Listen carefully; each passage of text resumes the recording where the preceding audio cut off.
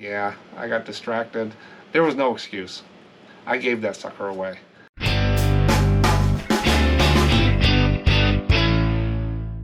Welcome back to SMPostcards, the best place to learn about reselling postcards online.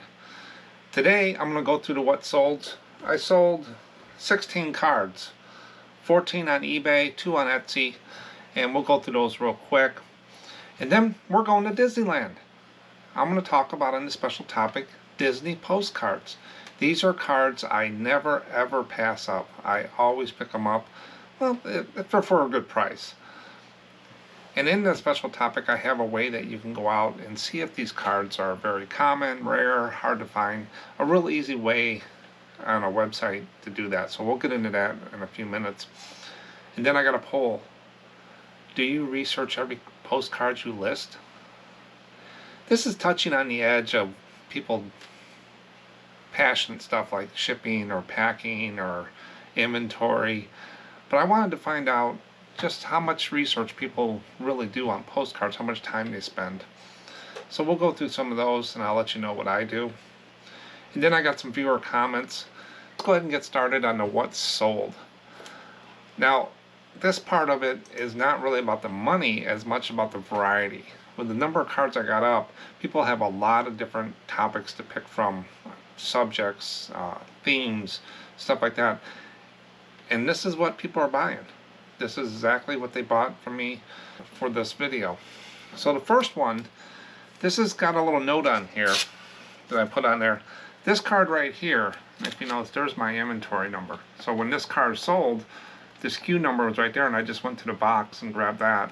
And I do use these sleeves, but when I ship it, I put it in a new Mylar penny sleeve, whatever they call them. But this card here is not going to be mailed out today. It hasn't been mailed out for 3 or 4 days, even though the gentleman bought it. When the guy bought the card, he sent me a message asking if he could hold off on paying it because he'd like to shop through the store and buy some other things. And would that be a problem? And I said, not for me. That's no problem. But eBay, I do have it set up to automatically relist, cancel the order and relist in 4 days if you don't pay. And that's just across the board. So he went ahead and paid, and he sent me this note. I am paying to avoid a cancellation by eBay. Would like to bid on other items of yours, so if you can hold off shipping, great, thanks. No problem. A lot of people would jump up and down and say, no way, it's going to hurt my algorithm, it's going to do all this stuff. One card isn't going to kill me, guys. This thing can sit there wherever. eBay is sending me a message already saying, hey, this one's overdue, you need to ship it out, do all this stuff. I'm not going to jump up and down and force this guy for me to just ship it. I'll just wait until he buys some more and let it go. But I always have people just shop in the store. With postcards, I found I don't have immediate payment on. I just let them shop. It's not going to hurt the algorithm or whatever people think it does. It's sales. And the guy asked, and I went ahead and said, okay. The card that sold was, oh, what is this thing? It's a Leland Hotel. Just a chrome card of Leland Hotel. It's in Eastman, Georgia.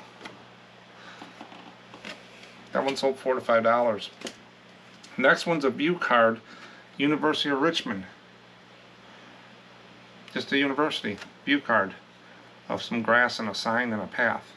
$4 to $5. Next one's an RPPC, but there wasn't really much for this RPPC, so this sold $4 to $5.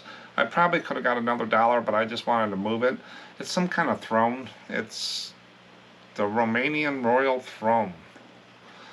I don't know much about it, but it does say photo, and I did check it with my magnifying glass, and it is a real photo. So $4 to $5, at least I got that one out of here. Next one is a ship. This guy bought one ship. It's a Continental card of the Constellation. It's basically by the parked at the aquarium in Baltimore. But this is Continental card, and it'll go in a Continental sleeve. I got probably another 50 of those cards. Next one is the West High School in Green Bay. I love schools. This sold for $5.55. I always price up some of these older divided back schools, another $1 or so. Depends. I always try to look at the comps on some of those because some of the towns can be special. This is Robert E. Lee. Just a portrait. 1807 to 1870 he was alive. So 63 years.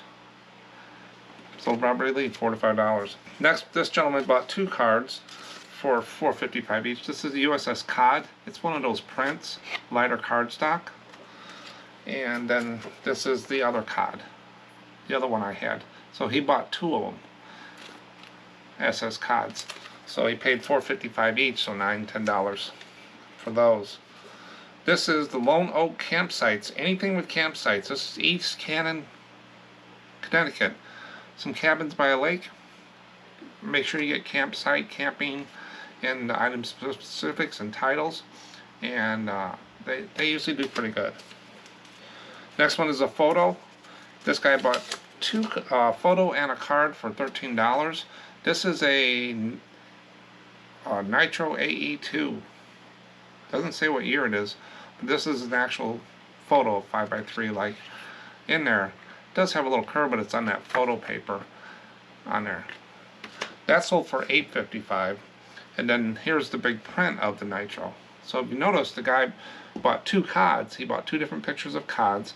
Then this guy bought a photo of Nitro AE2, and then he bought a print of AE2. So these Navy guys are real loyal to their ships. Next one, I don't sell a lot of these. Amish or Mormon, they don't do as well as normally, but these are 2 Amish people in a buggy. And this is from Lancaster, Pennsylvania, and there. $4 to $5. Another photo sold. This is the Stribling DD867, circa 1945. Has the stuff right on the back. Easiest things in the world to list. Some guy cataloged them already. It was so easy to list. And I could put a ton of these in the scanner. They're so smooth, they just fly right through. Next one is another Continental. This person bought 2 cards, total of $9. This is the Military Series U.S. Coast Guard.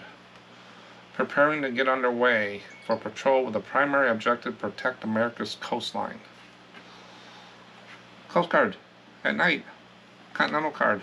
A little bit of a curve on it, but they're starting to straighten out. And these are the coolest ships. Another Coast Guard cutter, Venturus. Right there. These are just really cool cards. I got a ton of these cards on there. So that was 14 cards on eBay. Total was $90 on eBay with 14 cards. Next one I sold 2 on Etsy finally. Etsy's still on the chopping block. It's getting to the cutting board. If it doesn't pick up, the fees seem to went up or something. And I'll also be doing a video that I'm starting to put together on what are my goals for 2023. What am I going to do? What am I going to change? And how am I going to manage the business differently in 2023? Not a lot of changes. But one of the things people need to look at right now with the slow sales is not buying new stuff or running sales or chasing rabbit holes with algorithms. They need to be looking at their expenses. Running their supplies down to the bare bones. Don't be spending money on stuff that are just wants, not needs. I'll be talking about some of the things I've done in the last year to save a lot of money expenses to get me to a point where I'm actually running my business expenses at a very low level so I can weather these times. So that's coming. I still got to put it together. It'll take a little bit because I want to make sure I get the right information. But this is Pelicans. $4. I have a little sale running on Etsy right now. So they get a cut, trying to move some of those cards out of there. So if I want to take a change in Etsy, I can. I won't have a lot of cards to relist on eBay. This is the real RPPC of the Carpenter's Hall. It's pretty common, $5. So $8, $4 each, or what, something like that. Total of $98 for 16 cards today on eBay and Etsy. Now I don't sell on HIP anymore. I got rid of HIP because it just wasn't part of the business anymore. With the sync, I don't care for those syncs, and the traffic wasn't there. So the numbers drove that decision, not a personal decision. And some people out there tout HIP is the best thing in the world. It's not. They haven't done anything to their site to enhance it.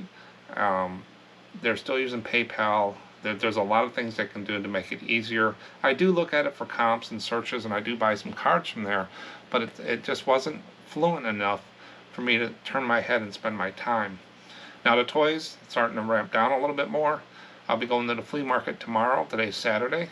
It's the last one of the year. It's supposed to be like 75, 80 degrees. So we decided to go out one more time. I was actually getting the trailer ready for winter, and I had to put everything back in. But I'm going to be doing a full, everything in that trailer is 50% off mark price. So if there's a Marvel action figure in there, I got priced for 30 bucks, it's selling for 15. I want to clean the trailer out for the end of the year. So it's like a kind of a Hail Mary, just go out there and just sell everything. So I texted a lot of the toy guys, hey, I'm coming out there. First come, first serve. Let's get rid of this stuff. Make a pile, make a deal. Now let's go to Disney World. Special topic. This is one card I get a lot of questions about, but everybody knows Disney sells. Disney sells, but you got to buy it for the right price. I'm going to go through some postcards here while I talk about some facts about Postcard. And then I'm going to get into the sell-through rate, some pricing, and there's one set of cards that you want to look at that I got roasted on. I made a huge mistake last year, and I'll talk about that. And then there's a website you can actually go out and see if these cards are rare, very hard to find, or common. I'll walk through one of the cards on that. So this is kind of an interesting, not a no-brainer, but there's some things about Disney that I've learned, and maybe some of you guys have learned that you can put in comments about Disney. Even the Continental's selling. The original Disneyland in Anaheim, California opened on July 17th, 1955. Now Disney World in Orlando, Florida opened on October 1st, 1971. 16-year difference. So when you see Disneyland, they're older. You're never going to find an undivided back of Disneyland. So when you see Disneyland, you know they're older. They're in the starting in the 55. And then Disney World. So you want to keep track in your head which ones are older and stuff. So many different Disney postcards. They are all with wide range of prices. There's Chrome, Lenticular 3D, Continental, there's sets, there's booklets, and there's more. Disney parks still carry a small selection of postcards that you can buy. Here's some neat facts about Disneyland. The Disneyland location in Anaheim is the only theme park directly supervised and built by Walt Disney. Sleeping Beauty's castle uses paint to make it look bigger than it is. Disneyland's Sleeping Beauty castle is a mere 77 feet tall. To make the structure look larger and more grand, the warmer pink hues are used on the lower towers, and the team gradually added blue to lighten the colors near the top. There is a time capsule that is buried at Sleeping Beauty's castle in 1995 for the 40th anniversary, which will be opened 50 years later in 2045. There is a basketball court inside the Matterhorn that is for employees' use only. They use it to shoot hoops during their breaks. So in the Matterhorn, there's a employee basketball court. Disney pumps scents into rides and other areas of the park. I see that in malls too. They'll pump out pretzels and stuff through the vents. Disney World has its own post office and zip code. On June 19, 1971, Walt Disney World Post Office opened with the zip code 32830. Mail your postcard at the park and get a Disney postmark. And here's an example of one. And I used this one on the thumbnail of Donald Duck, and there's the postmark, Disneyland. So those are some of the, just a small amount of the Disney postcards that are available out there. Now, I like the standard older ones more than I do the Continental ones, but anything with Mickey on there, Pluto, I always pick them up. If I spend $1, $2, I always price them up. But do they sell? Now, the sell-through rate I've been putting in these videos lately is just a real quick way for me to look and see apples for apples kind of. I have a more detailed sell-through rate for my spreadsheet, my business, and my sell-through rate runs between 1% and 2% throughout the year. So that means for every 100 cards I have listed for that month, I'm going to sell 2. So if you have 10 cards listed and you don't know why they're not selling and they're not very special cards, sell-through rate, you need to check those. So sell-through rate is calculated Very simply, it's sold divided by listed times 100. And the 100, all it does is move the decimal point to make it a percent. So I just go out there and I type in the eBay search, postcard space Disney. That's all I put in there.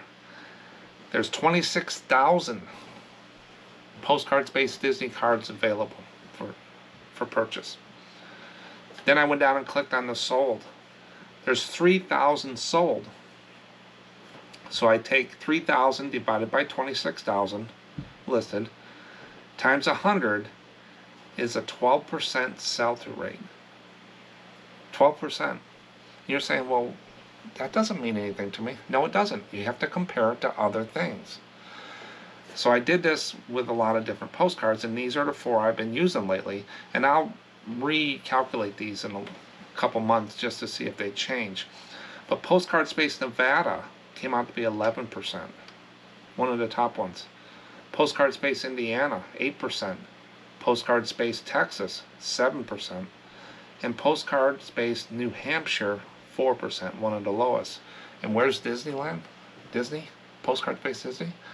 12% is the highest at the top.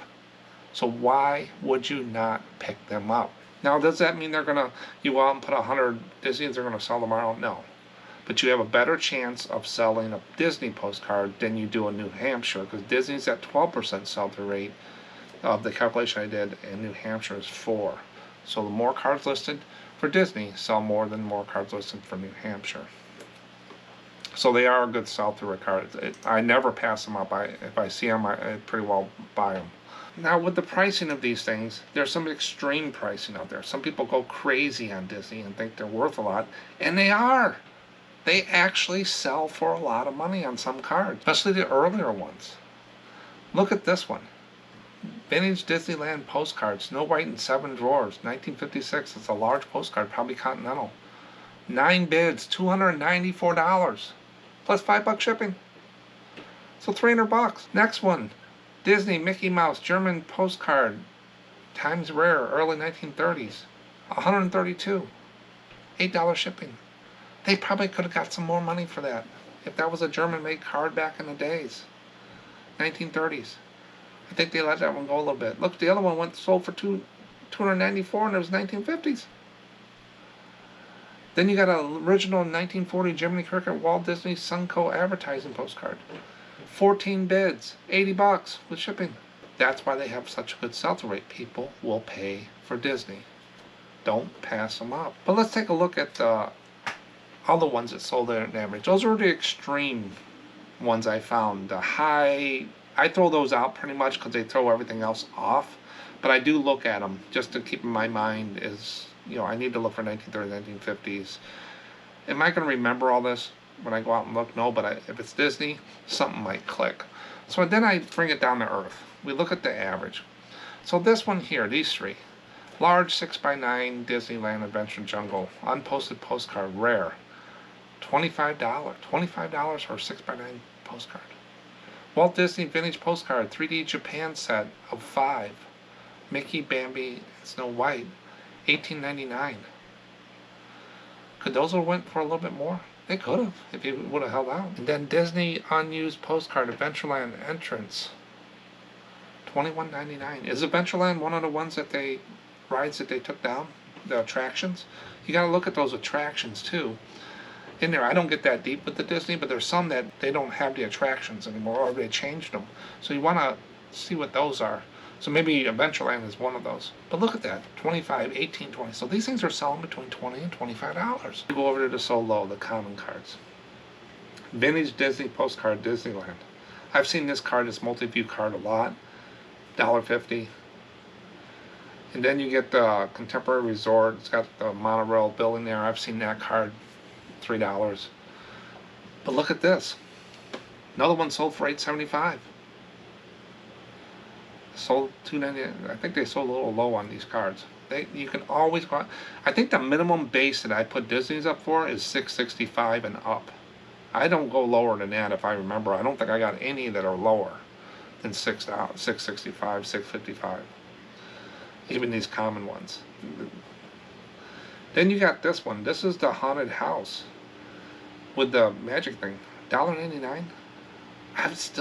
It's a $6 card.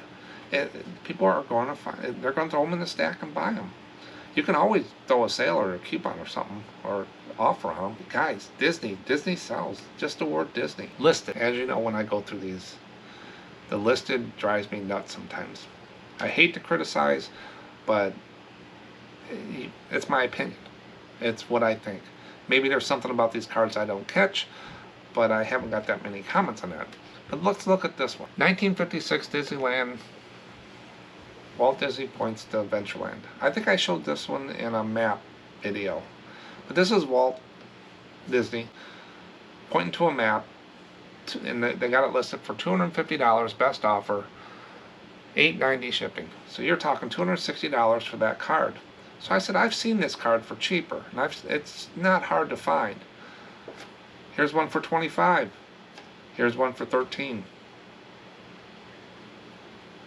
I don't think that $250 is going to sell unless there's something on the back of it, but I didn't see it. They didn't do it. I just did this. I looked at that one and I found the other two within 2 minutes. That's how easy the research is for postcards. Just look down the page. So $250, and the other ones are selling $13 or $25. That's why you got to be careful with the listings. Look at solds and the completed. Next one, same type of deal. This is the Epcot Center, Mexico. $109.46. Must have some kind of discount. Yeah, they got 27% off. They might want to go down even lower, because I found almost the same card. It's got the Mexico in there. It's not the same image. It looks like the other one was blown up. Epcot there, one bid, $3.99. That was at an auction. And he's got one for $110, and the other one sold in an auction for $3.99. So be careful. Then here's another one, Disney, 1961. So 50s, 60s might be something you want to look at. Disneyland Jumbo Sleeping Beauty Castle unused postcard, $75. They got listed. Think they'll get it? Well, you can try. They don't have best offer on that one. If you go that high, you might want to throw best offer just to test the market. But I would check and see what. I think that's a pretty common card.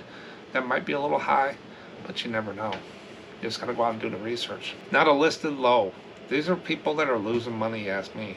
They should price these up. No matter if they're very common, you still might get people to click and then get in there and then buy it. Vintage postcards, strolling top of your lane, 99 cents or best offer, free shipping. Might as well just put it in an envelope and stamp it. Don't even let them pay for it. Just pay them to take it. 99 cents. Crazy. And best offer. Vintage Disney World postcard, Mickey Mouse fire truck. I've seen this one before on there. It's a common card, $6.65. It's got the mouse. The mouse is in the picture. People are going to buy and frame these things. They went to Disneyland when they're young, or they're going now, or whatever, or they put them on presents to show people, hey, you got a gift for going to Disneyland this year. Now the next one is Cinderella's Castle. A couple different views here. One is for $2.99 best offer, free shipping. The next one is $3.99 or $3.95 free shipping. And these are all the castles. So you can go out and you can flip these on eBay. You could buy that 99-cent card and probably flip it to make money. So if you want to source some Disney cards, just go to eBay and get some of these low sellers, and you could probably flip them pretty good. I haven't done that in a while, but if I do see a card once in a while, I will buy it. If they don't know what they got, I'm going to do it. Now back in the day, a year ago or so, when we all had to stay home, I had to watch my 7-year-old granddaughter one day while everybody was at work or doing other things, and she was doing homeschool. So I was back and forth to make sure she was okay. And I said, I'm bored. I want to list some postcards. I'm out of my routine. I'm not used to having kids around. My two kids, they're older. They got families. They're 30s. They've been gone for a while, so not used to having little ones running around all the time, something to watch. I would come in and list a couple cards, and I'd hear her yell for me. I got into this Disney card, and it's this one right here. Disneyland Diorama Porcupine. And look at the price on that. $89. I had one of those and I listed it. I got distracted.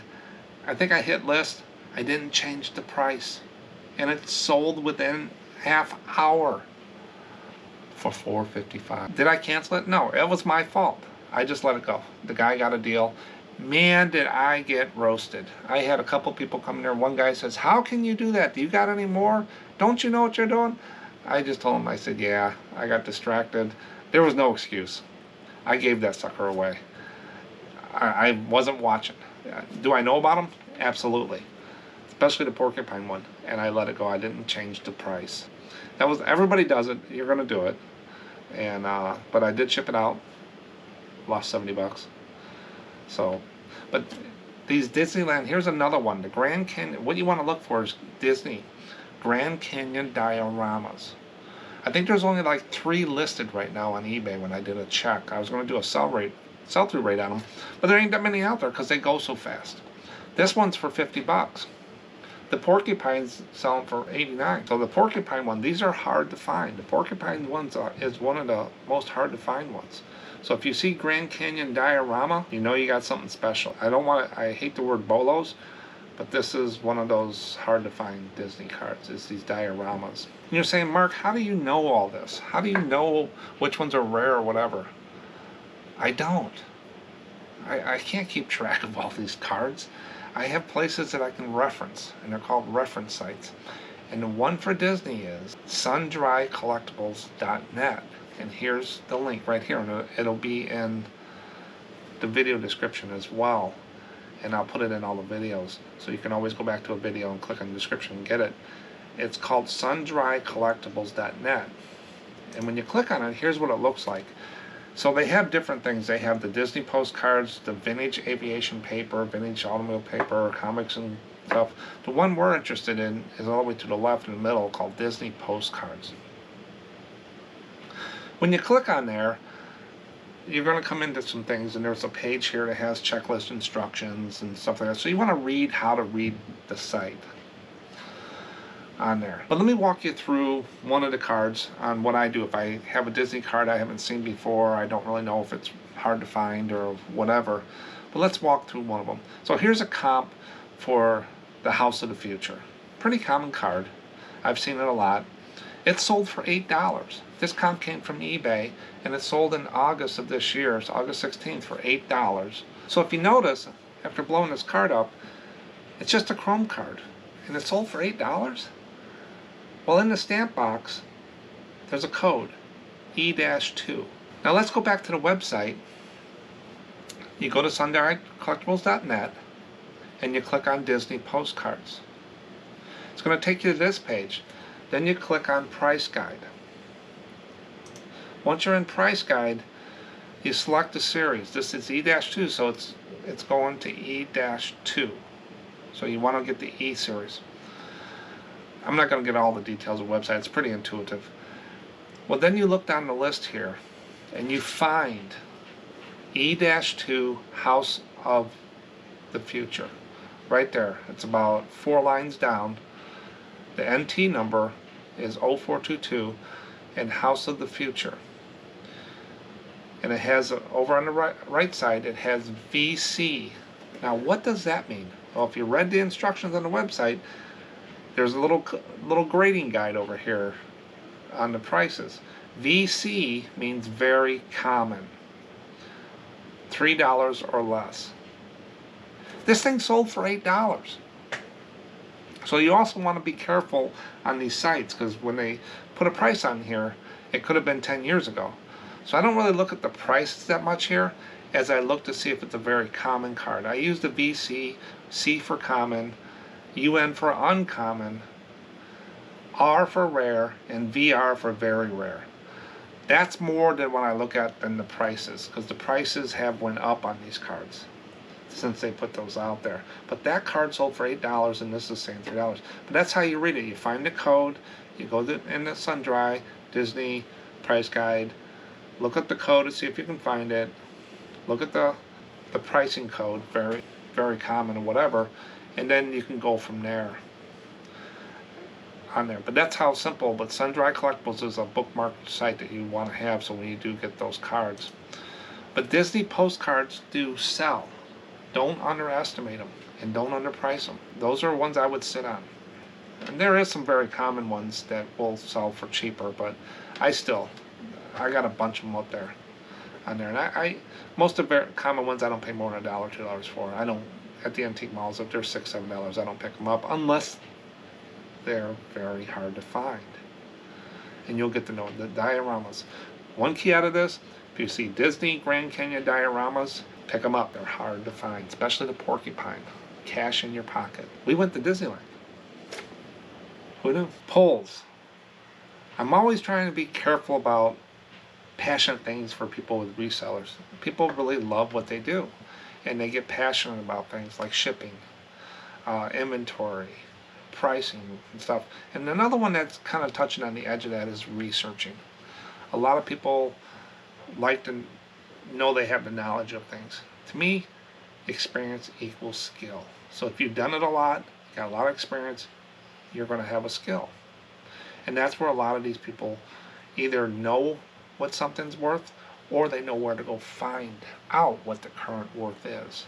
Not what it was 10 years ago, but what the current worth today is. And a lot of people have their own little way of doing it, and they think everybody should follow that. I just show people what I do, and if they pick something out, they do. If not, they just keep doing what they're doing.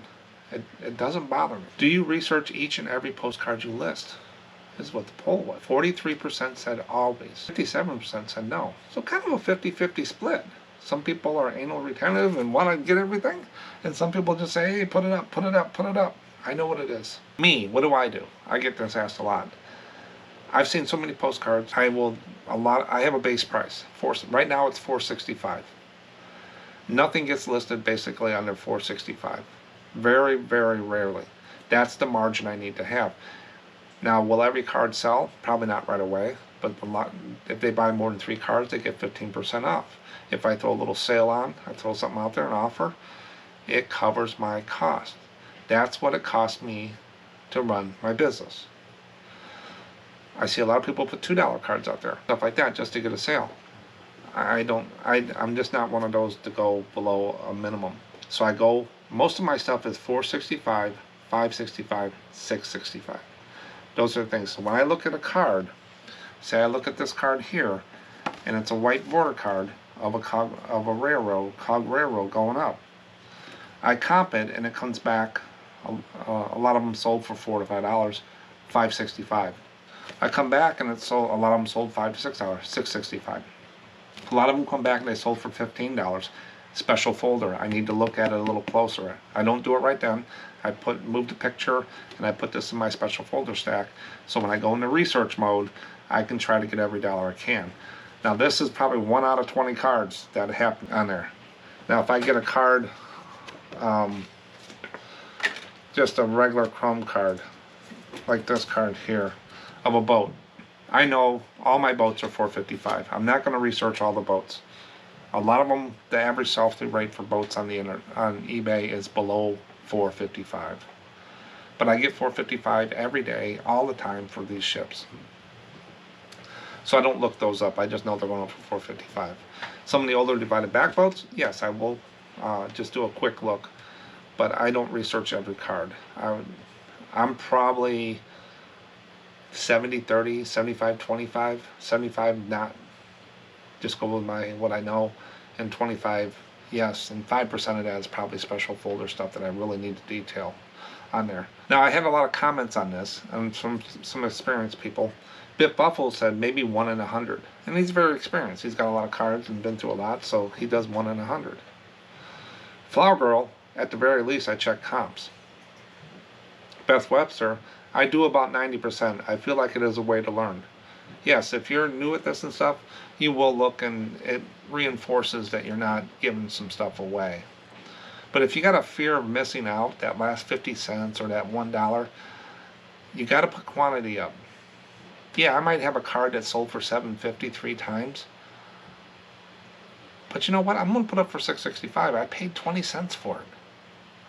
I want it to sell. I price them to sell. I'm not worried about that quarter or that 50 cents. I put it up there. That's where that's just makes it easier for me. And then she also said, many times I'm surprised what one might be worth or not worth. Yeah, you come to reality when you start doing that. J. Smith, at a minimum, I look at how many are currently listed and how many have sold throughout the year on Terapeak. Sell-through rate. That doesn't take long. Not really. What I usually do is when I create the title in eBay, I'll cut that title and go put it in WorthPoint and Terapeak or eBay and just see with my title. And then I just start stripping stuff away from the title until I start seeing some cards. So it's pretty quick to do. Some common cards sell hundreds of times a year, while others sell 1 time a year. Some of the most valuable cards look pretty boring in terms or of comment, but just happen to come from a town location with high demand or low supply. That's with the schools.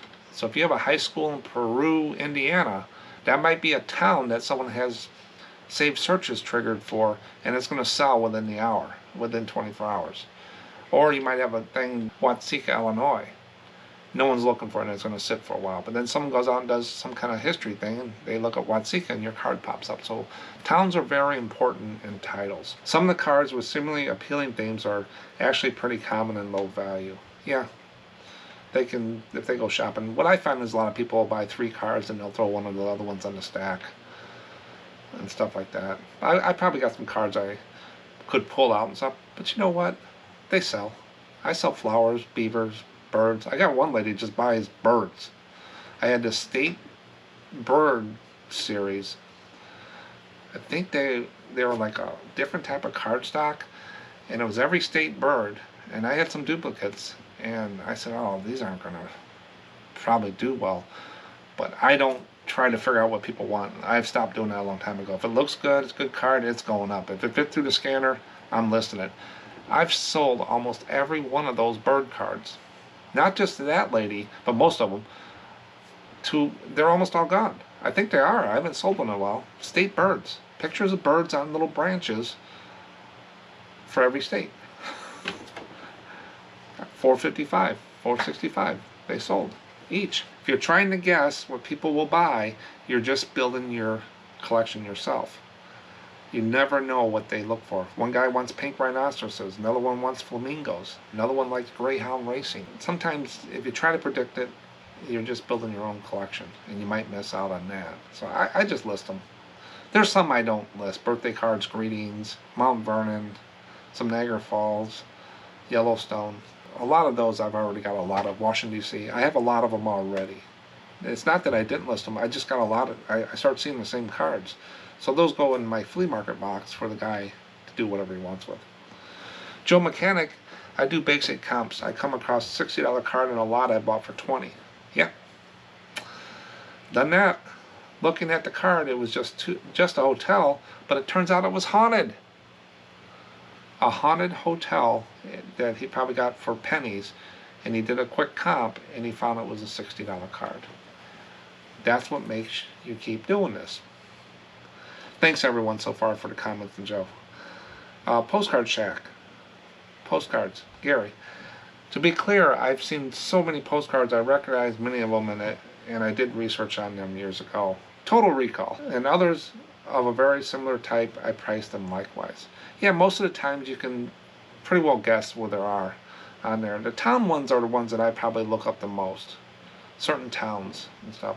I'm slow but steady and to list, and so I can research each one or have research each. Yep. Once you get it to a certain level of quantity, you got to get quantity up. If you're selling the average cards, you got to get quantity up there. So you just got to get them up there and get that quantity so you can start getting that money in every day, sales every day. I didn't really reach a daily sales that I was happy with until about 5,000 to 6,000 cards, and I've heard that from other people too. And then you start getting there and it starts paying for the business. Then you kind of get a breather, and then you want to get up there. So you want to get a good amount of cards up there, and average, good ones, low ones. Get a good mix so people come in and follow you in your store and stuff like that. And you get into the search engines. People get to know who you are.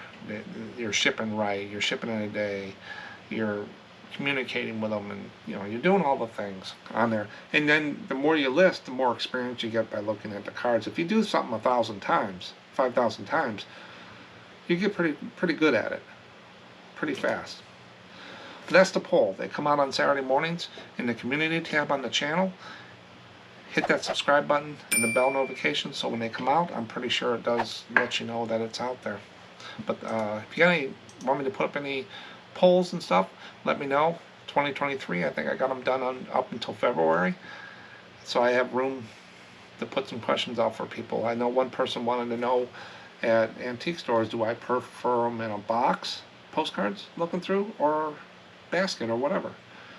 I said I prefer just thrown in a basket or whatever, or if they're curated, I like that on there. But I'm going to put that in.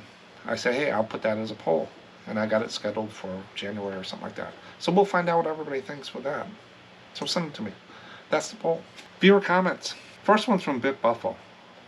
I'd rather deal with those deteriorating paper pages versus having to take cards out of a plastic binder page. This is from that video of the nasty album I paid $400 for.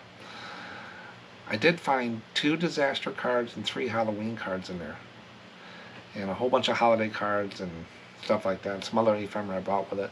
But yeah, he's right. To sit there and take those things out of those, when you buy albums or sleeves, you gotta undo that. I have an 8-year-old granddaughter.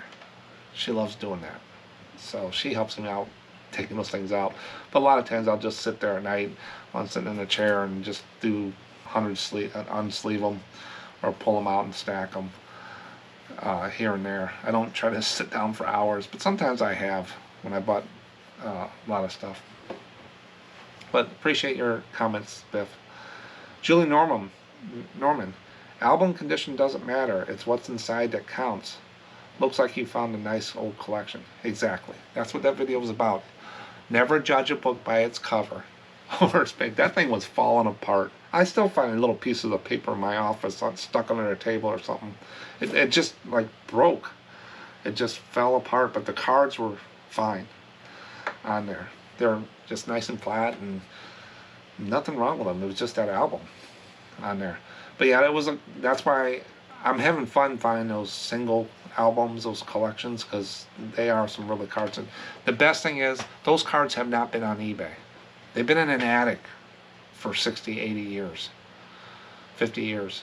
So they haven't been on eBay. Most of the stuff you buy on eBay and the lots like that, they're on eBay. When I went to Brimfield Flea Market and bought those 8 boxes or whatever and all those postcards, they weren't on eBay. That's what I like about doing stuff like that. Will I still buy lots here and there on eBay? Yeah, when I see something good, I want some quantity to fill in, whatnot, or whatever, yeah, I'll buy them. But 2023, you'll see my goals. One of them is find those special collections like that. I've had some pretty good success with those. But when you buy an album, make sure they're not glued in. If they're glued in, it's just a pain.